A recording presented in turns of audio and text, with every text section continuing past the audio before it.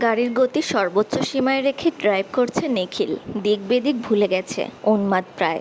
উদ্ভ্রান্তের ন্যায় traffic rules ভঙ্গ করছে সে। একটাই লক্ষ্য, যত দ্রুত সম্ভব তাকে বাড়ি পৌঁছাতে হবে। হৃৎপিণ্ডের নিপীড়ন বন্ধ করতে হলেও তাকে যেতে হবে। আচমকা গাড়ির সামনে একটা বাচ্চা চলে আসে, ব্রেক কষে নিখিল। ফলস্বরূপ তার মাথা গিয়ে লাগে স্টিয়ারিংয়ে, কপাল কেটে গড়িয়ে পড়ে লাল তরল। তবু আজ থামবে না সে, যে কোনো মূল্যে তাকে এখন নেহার কাছে যেতে হবে। বাড়িতে পৌঁছাতে নিখিলের সময় লেগেছে 28 মিনিট। 1 ঘন্টার পথ সে পাড়ি দিয়েছে আধ ঘন্টারও কম সময়ে। কালো রঙের শার্ট পরিহিত সুদর্শন যুবকটিকে আজ ভীষণ অন্যরকম লাগছে। ইন করা শার্টের এক পাশ খুলে পড়েছে, শার্টের হাতা উঁচু নিচু ভঙ্গিতে গোটানো, চুলগুলো এলোমেলোভাবে ছড়িয়ে পড়েছে কপালে, ঘামের সাথে সেটে আছে অবলীলায়। সরানোর কোনো তাড়া নেই আজ। শুভ্র মুখশ্রীতে ফুটে উঠেছে ত্রিবোধ কণ্ঠা, চিন্তার ছাপ, রাগের আভাস ছড়িয়েছে চোখে। টকটকে লাল আখিদয়ে শুধুই রাগ, নাকি আছে কোনো কিছু হারিয়ে ফেলার তীব্র ভয়? কিছু মুহূর্তের ব্যবধানে সবসময় পরিপাটি থাকা মানুষটি অগোছালো হয়ে গেছে। সিঁড়ি বেয়ে ধূপধাপ পায়ে উপরে ওঠে সে, ছুটে যায় কাঙ্ক্ষিত মানুষটির কাছে। ঘরের দরজা ভেজানো, এসির বাতাস অত্যাধিক ঠান্ডা হয়ে উঠেছে বদ্ধ রুমটি। টলমলে পায়ে ভিতরে ঢুকে নিখিল। নিজেকে এতটা দুর্বল মনে হচ্ছে কেন তার? বলিষ্ঠ দেহের অধিকারী কঠোর ব্যক্তিত্বের মানুষদের তো দুর্বল হতে নেই, তবে কেন নিখিল এই একটা মেয়ের কাছে নিজেকে এতটা কমজোর অনুভব করে? নেহার পরনে এখনও কলেজ ইউনিফর্ম, রক্তের দাগ শুকিয়ে খয়েরি বর্ণ ধারণ করেছে। নিখিলের দৃষ্টি আটকায় খাটের পাশে ঝুলে থাকা রক্তাক্ত হাতটির দিকে। মেয়েটা এত কেয়ারলেস কেন? হাতের ক্ষতটি দূর থেকে ততটাও স্পষ্ট না। মেঝেতে রক্ত দেখে আঁতকে ওঠে নিখিল। এক প্রকার ছুটে যায়, সামনে হাঁটু গেড়ে বসে পড়ে নেহার ঘুমন্ত ফ্যাকাশে মুখের কাছে। আলতো হাতে ছুঁয়ে দেয় রক্ত জবার ন্যায় ফুপে ফেঁপে ওঠা গাল। কাপা হাতে স্পর্শ করে নেহার কেটে যাওয়া হাতটি। যতটা রাগ নিয়ে অফিস থেকে এসেছে, তার ছিটে ফোটাও এখন নেই নিখিলের মাঝে। মায়াবী মোহনীয় নারীটি তা শুষে নিয়েছে পুরোদমে। নিখিল নিজ মনেই বলতে থাকে, কেন নিহারিকা, কেন তুই সবসময় আমার প্রতি রাগ দেখিয়ে আমারই ক্ষতি করিস? লাভ লোকসানের হিসেবে এত কাঁচা কেন তুই? আমার কলিজায় ছুরি চালাতে একটুও হাত কাঁপে না তোর? এতটা নির্দয় কেন তুই? নিখিলের প্রেয়সীকে এতটা কঠোর মানায় না, কেন বুঝিস না তুই? আমার এত শুধু অভিযোগ, অভিমান, রাগ, অনুরাগ তো তোর প্রতি। কবে সে শুনবি সব কিছু? সময়টা এত ধীরে অগ্রসর হচ্ছে কেন নিহারিকা? আমার হৃদয়ে প্রণয়ের সুর তুলে তুই কেন কেন এতটা হেলাফেলা করছিস? আমার প্রেমিক হৃদয়কে দগ্ধ করে বুঝি অনেক সুখ পাস? নিখিল থামল, পরপর ঠোঁট এলিয়ে হাসল, উদাসীন কণ্ঠে বলল, তবে তোর সুখেই হোক আমার হৃদয়ের তীব্র বিরহের অসুখ। তুই যে শুধু আমার, এই নিখিলের অবুঝ পাখি। দরজার আড়ালে দাঁড়িয়ে সবকিছু দেখেছে শুনেছে জেরিন আর সাব্বির। দুজনের মুখ হা হয়ে গেছে পুরোপুরি, কথা বলতে ভুলে গেছে মনে হয়। দুজনেই চোখের পাতা ফেলছে ঘন ঘন। জেরিন মৃদু চেঁচিয়ে বলল, সাব্বির, আমি যা শুনেছি দেখেছি তা কি তুইও দেখেছিস? সাব্বির জেরিনের মুখ চেপে ধরে বলল, এত জোরে বলছিস কেন? ভাইয়া যদি জানতে পারে যে তার প্রেমের রহস্য আমি আর তুই মিলে লুকিয়ে দেখেছি, তো দুইজনকে ধরে বনবাসে পাঠিয়ে দিবে। আরে ভাই, আমরা কি ইচ্ছে করে দেখেছি নাকি? আমরা তো ভার্সিটি থেকে এসে ভালো মানুষের মতো রুমে যাচ্ছিলাম, ওরা দরজা খুলে প্রেম করতে বসলে আমার কি দোষ? পেছন থেকে বর্ষা বলে উঠল, কার প্রেম করার কথা বলছো আপু? জেরিনের মুখ আবার চেপে ধরে সাব্বির। এই মহিলা বয়সে বড়, কিন্তু পেটে কোনো কথা থাকে না। সাব্বির গর্ব করে বলে, কার আবার? আমার 23 নাম্বার প্রেম, তাই না জেরিন আপু? জেরিন জোরে জোরে দুইবার মাথা ঝাঁকায়। তোমার বয়স জানি কত সাব্বির ভাইয়া? সাব্বির উত্তর দেওয়ার আগেই নিখিলের গভীর কণ্ঠস্বর শোনা যায় ভেতর থেকে, এই দরজায় দাঁড়িয়ে কে কথা বলছিস? ভিতরে আয়। তিনজনের হাওয়া যেন একসাথে বের হয়েছে, নেতিয়ে পড়া বেলুনের মতো মুখ চাওয়াচাই করছে একে অপরের। সুযোগ বুঝে জেরিন বৃষ্টিকে এক ঠেলা মেরে রুমের ভিতর পাঠিয়ে দিয়ে দাঁত কেলিয়ে হাসে। বৃষ্টি কড়া দৃষ্টিতে তাকিয়ে বোঝায়, মায়ের কাছে তোমার নামে যদি উল্টাপাল্টা কিছু না বলেছি তো আমার নাম বৃষ্টি না। জেরিন সাব্বির বৃষ্টিকে ফাঁসিয়ে কেটে পড়েছে। তুই দরজায় দাঁড়ায় কি করছিলি বৃষ্টি? না মানে ভাইয়া, নেহাকে দেখতে এসেছিলাম। ওর হাত কাটলো কিভাবে? শান্ত কিন্তু অত্যাধিক কঠিন কণ্ঠস্বর নিখিলের। বৃষ্টি পরপর দুইবার ঢোক গিলে অর্ধেক সত্যি অর্ধেক মিথ্যা মিলিয়ে একটা গল্প বানিয়ে নেয় মনে মনে। বৃষ্টি ম্যাচিওর মেয়ে, এর আগেও নেহার জন্য এমন পরিস্থিতিতে পড়েছে সে, তবুও বান্ধবীকে কখনো একা ছাড়েনি। যেভাবেই হোক পরিবারকে বুঝিয়ে দিয়েছে কিছু একটা। এরকম উন্মাদনায় ভরপুর বন্ধু যার কপালে আছে, তার জীবনের অর্ধেক পাপ শুধু হবে মিথ্যা বলার কারণে। মনে মনে একবার আল্লাহ মাফ করো বলে নিয়েছে বৃষ্টি। নিখিল আবার জিজ্ঞেস করলো, লিমার সাথে কি করেছিস তোরা? মেয়েটা অবচেতন হলো কি করে? আর চাকরি থেকে রিজাইন কেন করেছে? বৃষ্টি অবাক হয় এবার। ওরা তো মেয়েটাকে কিছু বলতেও পারিনি, তার আগেই নিখিল চলে এসেছিল। তাহলে চাকরি ছাড়লো কেন? চাকরি কেন ছেড়েছে তা তো জানি না ভাইয়া। ওই আমাদের কলেজে লিমা নামের আপুটার বোন পড়ে, তার নাম সীমা। আসলে ভাইয়া সীমা নেহার সাথে অনেক মিসবিহেভ করেছে। নেহাকে তো চেনই, রেগে গিয়েছিল। তাই লিমা আপুর কাছে বিচার দেবে বলে আমরা তাদের বাসার সামনে যাই। আমরা যাওয়ার পরে আপুটা হঠাৎ জ্ঞান হারায়। নেহা তাকে ধরে থাকার মাঝেই তো তুমি সেখানে এসেছিলে।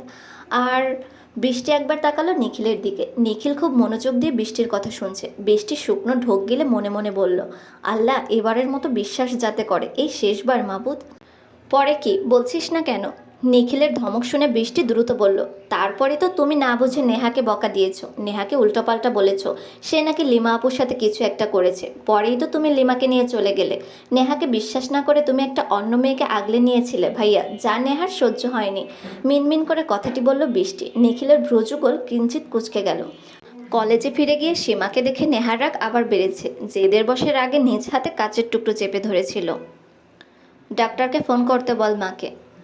নেহার ট্রিটমেন্ট করাবে না বলেছে, যদি কেউ করতে চায় তো আবার নাকি হাত কাটবে। নিখিল রাগে হাত মুষ্টিবদ্ধ করে নিয়ে দাঁতে দাঁত চেপে বলল, তোকে যা করতে বলেছি তা কর। বৃষ্টি ঝড়ের গতিতে বেরিয়ে গেল রুম থেকে। হামিদা বেগম দুপুরের কাজ করে শুয়ে পড়েছিলেন, এসবের কিছুই তিনি জানেন না। রুমে ঢুকে ছেলের বেহাল দশা দেখে বুঝলেন গুরুতর কিছু একটা হয়েছে। ছেলেকে নেহার হাত ধরে বসে থাকতে দেখে আর কিছু জিজ্ঞেস করলেন না এখন। কিছুক্ষণের মধ্যেই তাহমিদা আসলেন রুমে। নেহাকে নিস্তেজ হয়ে শুয়ে থাকতে দেখে কেঁদে উঠলেন। দুপুরে বকার মাঝে তিনি মেয়েকে খেয়ালই করেননি। তিনি কেঁদে কেঁদে বললেন, আপা আমার মেয়েটার কি হয়েছে, কথা বলছে না কেন? নেহার মাথার কাছে গিয়ে মাথাটা নিজের কোলে তুলে মুখে হাত বুলিয়ে বললেন, কোথায় কষ্ট হচ্ছে মা, আমাকে বল। তাহমিদা বেগমের কান্না শুনে সাহারা আসলেন। জেরিন সাব্বির রোগ ছুটে এসেছে। ইতোমধ্যে ডাক্তার আসলেন রুমে। পিটপিট করে চোখ খুলল নেহা। নিজের খাট ঘিরে সবাইকে দাঁড়িয়ে থাকতে দেখে অবাক হলো। সে তো ঘুমাচ্ছিল, সবাই এখানে কেন? সবাইকে ঠেলে ডাক্তারকে আসতে দেখে চোখ বড় বড় করে তাকালো নেহা। নেহার কাছে দুনিয়ার সবচেয়ে অপছন্দের জিনিসের মধ্যে একটা হলো ডাক্তার, ঔষধ আর হসপিটাল। নেহা সব কিছু ভুলে চিৎকার করে উঠল, ডাক্তার কেন এসেছে, কেন এসেছে এখানে? ওনাকে চলে যেতে বলো, আমার তো কিছু হয়নি, আমি সুস্থ আছি। একজন সুস্থ মানুষকে ডাক্তার দেখাচ্ছ কেন তোমরা? নিখিল দ্বিগুণ চেঁচিয়ে বলল, চুপ, একদম চুপ। হাত কেটে এসে এখন নাটক করছিস কেন? চুপচাপ হাত ব্যান্ডেজ করতে দে বলছি। নেহা চুপসে যায়। মুহূর্তেই মিনমিন করে বলে, প্লিজ ওনাকে যেতে বলুন, আমার হাত তো কাটেনি, ওই সামান্য কাটার জন্য ডাক্তার লাগে না তো। ডাক্তার এসে নেহার হাত ধরে বলে, নেহা মামনি কিভাবে হয়েছে এমনটা? হাতে তো কম হলেও 3টা সেলাই করতে হবে।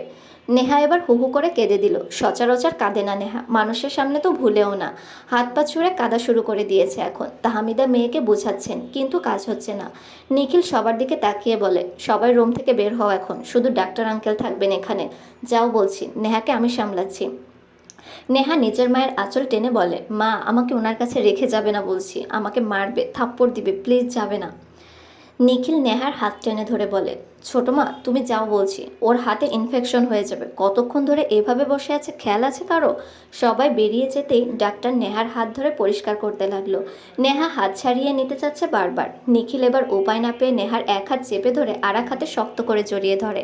সেলাই করতে হয় সজ্ঞানে, এখানে চাইলেও কিছু করার নেই কারো। নেহা ব্যথা সহ্য করতে না পেরে নিখিলের পিঠের দিকে শার্টসহ খামচে ধরেছে, নখ বসিয়ে দিয়েছে। তবুও নিখিলের মাঝে কোনো পরিবর্তন নেই। সে নেহাকে আগলে ধরে রেখেছে। নেহার ছোটোখাটো দেহটা মিশে গেছে নিখিলের বুকে। বুকের একপাশে মাথা এলিয়ে বসে আছে নেহা। দেহটা কেমন অসাড় হয়ে আসছে ক্রমশ। নেহা স্পষ্ট শুনতে পাচ্ছে নিখিলের হৃৎপিণ্ডের অস্বাভাবিক ধুকপুকানি। নিখিলের গায়ের মন মাতানো মিষ্টি সুবাসটি কেমন মাতাল করে দিচ্ছে নেহাকে। নিজের সীমা অতিক্রম করতে চাইছে অবাধ্য মন। ঠোঁটে দাঁত চেপে ধরেছে নেহা। কোনো বেহায়াপনা করতে চায় না, কোনো মতেই না। নেহা দূরে যেতে চাইছে। নিখিলকে মনে মনে কাঁচা গিলে ফেলতে মন চাচ্ছে রাগে। ছেলেটা কেন এত কাছে আসছে বারবার? নিজের মতো সবাইকে কঠিন ধাতু মনে হয় নাকি তার? ওনার হয়তো কোনো অনুভূতি নেই, অন্য মানুষেরও কি থাকবে না নাকি? নেহা কাপা কণ্ঠে বলল, ছাড়ুন নিখিল ভাই। নিখিল প্রতিউত্তর করল না। ছাড়ুন না প্লিজ, দম বন্ধ হয়ে আসছে। নিখিল নেহার কানের কাছে মুখ নিয়ে বলল, মরে গেলেও ছাড়বো না।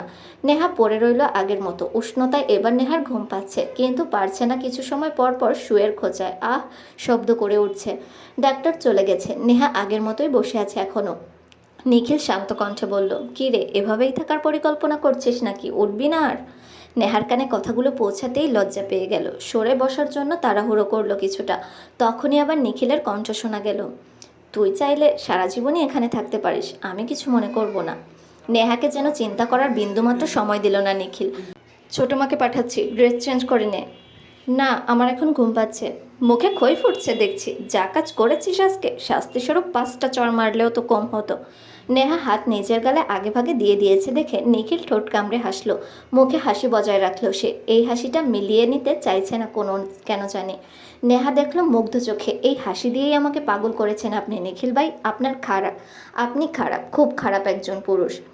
কি দেখছিস এমন করে? ড্রেস চেঞ্জ করতে চাচ্ছিস না তাই তো? নেহা হ্যাঁ সূচক মাথা নাড়ল। ছোট মায়ের কাছে যেহেতু তুই যাবি না, তো চল আমি কাজটা করে দিচ্ছি। নেহা প্রথমে কথাটি বুঝেনি, সেকেন্ডেই ওর কান গরম হয়ে উঠছে। নিখিল ভাই নিশ্চিত মাথা খারাপ হয়ে গেছে, কী সব বলছে। নেহা চোখ বড় বড় করে তাকালো, মুখ ঘুরিয়ে বলল, মাকে ডেকে দিন। নিখিল বিরক্ত নিয়ে বলল, কোনো কাজ তো সোজা কথা করস না, ঘাটতেরা একটা। নিখিল রুম থেকে বের হয়ে গেল। হামিদা বেগম এসে নেহাকে কাপড় পরিবর্তন করিয়ে দিলেন। খাবার নিয়ে আসলেন হামিদা বেগম। নেহা মুখে হাত আটকে বসে আছে। বিকেল গড়িয়ে সন্ধ্যা নেমে গেছে প্রায়। হামিদা বেগম জোর করে খাওয়ালেন। ঔষধ খাওয়াতেই রাজ্যের ঘুম নেমে আসলো নেহার চোখে। নিখিল শাওয়ার নিয়ে বসেছে, পিঠ জ্বলছে তার। নেহা যা জোরে খামচে দিয়েছে, পুরো রক্তারক্তি অবস্থা করে ছেড়েছে। নিজের কপালেও একটা ব্যান্ডেজ করে নিয়েছে। নিখিল বোঝার চেষ্টা করছে নেহার কথা। নেহা লিমার সাথে তাকে দেখে রিয়েক্ট করেছে, কিন্তু কেন? মেয়েটার মনে কি তাকে নিয়ে কোনো সফট কর্নার আছে, নাকি সবটাই তার মনের ভুল? মোবাইল কাঁপিয়ে শব্দ হলো, মিহিরের নাম্বার দেখে রিসিভ করে কানে ধরল নিখিল। মিহিরের হাস্যোজ্জ্বল কণ্ঠ, তা মহাগুপ্ত প্রেমিক সাহেব, কি খবর? গুরুত্বপূর্ণ মিটিং ছেড়ে গিয়ে বউ দেখে শান্তি মিলেছে কি আপনার? সব কিছু জেনে শুনে কেন চালাতে ফোন করেছিস? আমাকে অফিসে কামলা হিসেবে রেখে তুই বাড়ি গিয়ে প্রেম করস, আজ একটা বউ নেই বলে। প্রজেক্টটা কি আমরা পেয়েছি? আঙ্কেল সামলে নিয়েছে, আর তোর জন্য নতুন পেয়ে রাখতে হবে। লিমা নাকি কানাডা চলে যাচ্ছে পড়াশোনার জন্য, তাই চাকরিটা ছেড়ে দিয়েছে। তখন তো তুই কোনো কথাই শুনতে চাইলি না। ও, নিখিল মিহিরদের বাড়ি পাশাপাশি, ছোটবেলার বন্ধু তার।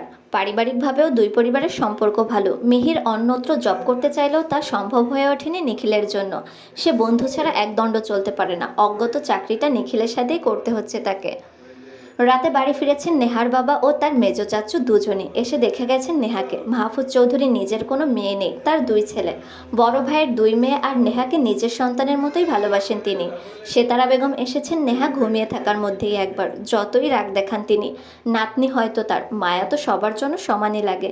সেতারা বেগম দরজায় দাঁড়িয়ে ভাবলেন, নেহা যদি এখন তাকে দেখতো, অভিমান নিয়ে বলতো, কি বুড়ি, উপরে চলে গেছে কিনা দেখতে এসেছো নাকি? তোমার জামাই আমাকে বেশি পছন্দ করতো বলে হিংসে হয় তোমার? কি আর করবে বলো, আমি তো তোমার থেকে দেখতে সুন্দর, এতে আমার কি দোষ? মেয়েটা সত্যি এখনো বাচ্চাদের মতো রয়ে গেছে। কথাগুলো ভেবেই তার চোখের কোণে অশ্রুরা এসে ভিড় জমালো। মনে মনে বললেন, জলদি সুস্থ হয়ে যা, আমার এই বাড়ির প্রাণ তুই। তুই হুড়োহুড়ি না করলে তো বাড়িই মনে হয় না। হামিদা শাশুড়িকে দেখে নীরবে হাসলেন। পরিবার মানেই তো শক্তপোক্ত এক অদৃশ্য বন্ধন। একজনের কিছু একটা হলে পুরো বাড়ির মানুষের মাঝে যেন তার রেশ ছড়িয়ে পড়ে। হামিদা বেগম মন থেকে চায় তার এই সুখের সংসারে যেন কারো নজর না লাগে। জীবনের বাকিটা সময় যেন এভাবেই হেসে খেলে কাটিয়ে দিতে পারে সবাই একসাথে। তাদের বন্ধন অটুট যেন থাকে সব সময়। সকাল 7টায় ঘুম ভাঙল নেহার। হাত ব্যথায় নাড়াতে পারছে না। ঘরে কাউকে খুঁজে পেল না। ভেবেছিল নিখিল হয়তো তার সাথে থাকবে। সকালে চোখ খুলেই মানুষটিকে এক নজর দেখতে পাবে। কিন্তু সব আশা কি মানুষের পূর্ণ হয়? নিজের প্রতি বিরক্ত হচ্ছে এখন। কাটলো ভালো কথা, তাই বলে ডান হাতটা কেন? বাম হাতে ভর দিয়ে উঠল নেহা। কোনো রকম মুখ ধুয়ে বের হয়ে ওড়না জড়িয়ে এক হাতে চুল বাঁধতেও পারেনি। তার লম্বা চুলগুলো মুক্তি পেয়ে নিজেদের আধিপত্য চালাচ্ছে। আজকে নেহার সত্যি ভাগ্য খারাপ। নিখিলের পাশের চেয়ারটা ছাড়া একটাও খালি নেই। আজ তো স্বয়ং সেতারা বেগমও উপস্থিত। নেহা ঘোমটা টেনে নিয়েছে চুল যাতে বিরক্ত করতে না পারে। নিখিলের পাশে নেহা বসলো। সেতারা দেখেই বলল, এই তো, এইবার ঠিক আছে। এমনি কইরা ঘোমটা দিয়ে থাকলে আনা বউ বউ লাগে। নেহা চমকে তাকালো। সে আর কিনা বউ? যাক, ঘোমটা দিয়ে একটা ভালো কাজ তো হলো। সেতারা বেগমের কোনো ঠ্যাস মারা কথা সকাল সকাল শোনা লাগলো না। মেয়েকে দেখে তাহমিনার অভিমান এবার তত্তর করে বাড়ল। নেহা মুখ বাঁকিয়ে বাচ্চাদের মতো বলল, মা খাইয়ে দাও না একটু। তাহমিদা যেন পেয়ে বসলেন। সব রাগ উগরে দিলেন একবারে। হাত কাটার সময় মনে ছিল না নাকি? বড় হচ্ছে আর দিন দিন দুষ্টুমির পরিমাণ বাড়ছে। হাড় মাস জ্বালিয়ে খেলো আমার। খাইয়ে দিতে পারবো না। নিজে নিজে পারলে খা, না হয় না খেয়ে থাক। হামিদা বেগম এসে বললেন, আহ ছোট, রাগ দেখাচ্ছিস কেন? খাইয়ে দে, আমার কাজ আছে, না হয়তো আমিই দিতাম। আপা, তুমি এটাকে আদর দেখাবে না একদম, লাই পেয়ে পেয়ে মাথায় চড়ে বসেছে। নেহার মন খারাপ হলো, অভিমানে টইটুম্বুর হলো মন। উঠে যেতে নিলেই নিখিল ওর এক হাত চেপে ধরে চোখ রাঙিয়ে বুঝায়, একদম নড়বি না। নেহা হাত ছাড়ানোর জন্য জোরাজোরি করে, কিন্তু ফলের কোঠা দ্বারা শূন্য। এরকম একটা তাগড়া যুবকের কাছে তার শক্তি চুনোপটির ন্যায়। তোমরা যেহেতু কেউই পারবে না, আমি খাইয়ে দিচ্ছি আমার বউকে। নিখিলের শান্ত কণ্ঠে বলা কথাটা যেন বাজ পড়ল রীতিমতো। জেরিন মুখে খাবার তুলতে ভুলে গেছে, সাব্বির গিলতে পারছে না। বর্ষা তো রীতিমতো কেসে উঠেছে। শাহ আলম চৌধুরী তো ছেলেকে নির্লজ্জ ট্যাগ দিতে ভোলেনি। বাপ চাচাদের সামনে বউকে খাইয়ে দিবে, তাও কত গর্ব করে বলছে। এরকম বিপরীত চরিত্রের পুত্র সন্তান তার কিভাবে হলো? মানে একটা গুণও বাপের মতো পেল না কেন? মাহফুজ চৌধুরী খাওয়া শেষ করেছেন, দ্রুত লজ্জা থেকে বাঁচতে উঠে যাবে এই আর কি। শাহিদুল চৌধুরী ঠোঁট চেপে হাসলেন, মেয়ের জামাইটা তার মতোই হয়েছে, কপাল করে জামাই পেয়েছে একটা। নেহা অবাক নেত্রে এখনও ড্যাব ড্যাব করে তাকিয়ে আছে। তার কি শুনতে কোনো ভুল হলো? নিখিলের চাপা ফিসফিসা কণ্ঠ কানে আসলো নেহার। আমার হাতে খাওয়ার এত শখ তোর? ঠিক কায়দা করে ডান হাতটা কেটেছিস। তোর এই গোবর মার্খা মস্তিষ্কে যে এত বুদ্ধি, তা তো আগে বুঝিনি। নেহা ব্যাকল বনে গেল পুরো। তার হাত থাকার মাঝেই মুখে খাবার তুলে দিল নিখিল।